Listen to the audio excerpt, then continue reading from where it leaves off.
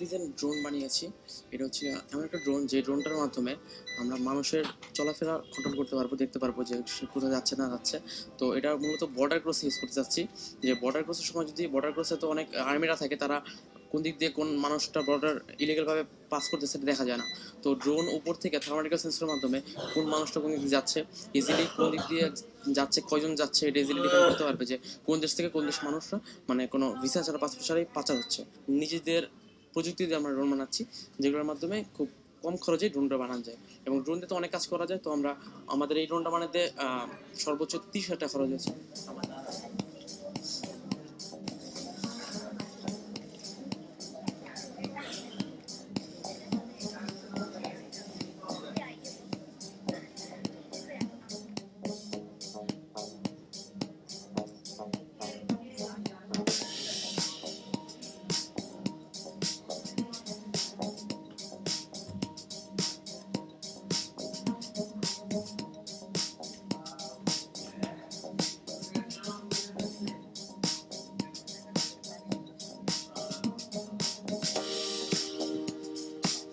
আমাদের যে বিভিন্ন স্টুডেন্টরা আছেন তারা চাচ্ছিল আসলে প্রযুক্তির সাথে তারাও কতটুকু কাজ করে, সে কতটুকু তারা শিখেছে, তারা সেটা প্রুফ করবে, প্রমাণ করবে যে যেটা হচ্ছে তারা কতটুকু টেকনোলজির সাথে আসলে আগিয়ে আসছে। সো সেটাকে উদ্দেশ্য করেও আমাদের এই আইসিটি ফেস্টটা আর কি করা। তারপর আমাদের যে বিভিন্ন ইভেন্টগুলো আছে, যেমন আমাদের গেমিং কন্টেস্ট হয়েছে গতকালকে, আজকে আমাদের আইসিটি অলিম্পিয়াড হয়েছে, রুবিক্স কিউব সলভিং হয়েছে, হ্যাকাথন আমাদের এখন চলছে, আমাদের প্রজেক্ট শোকেজিং চলছে, আইসিটি বিজনেস কেস কম্পিটিশন সেটাও আমাদের চলছে। এই ইভেন্টগুলোকে আমরা এখন ফোকাস করছি। আমরা আসলে আজকাল নতুন উদ্ভাবনী যে চিন্তাগুলো আছে, বিভিন্ন ইউনিভার্সিটির স্টুডেন্টরা সবাইকে আমরা ইনভাইট করেছি তাদের নিজেদেরকে আসলে প্রমাণ করার জন্য যে তারা কতটুকু আসলে টেকনোলজির সাথে আপডেট হয়েছে।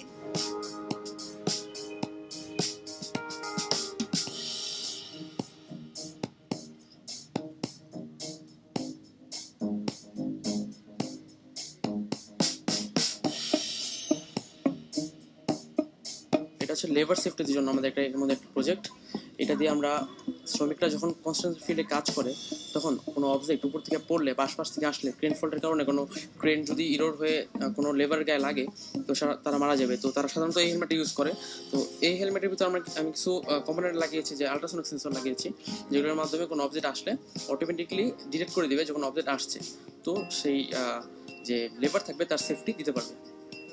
তো এটা কাজ করে হচ্ছে গিয়ে, আমি এটা পড়তে চাচ্ছি।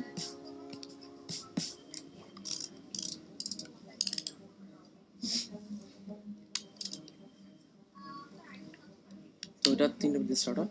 দেন এবার থেকে কিছু আসলে এখানে ভাইব্রেশন করছে, সাথে লাইট জ্বলতেছে।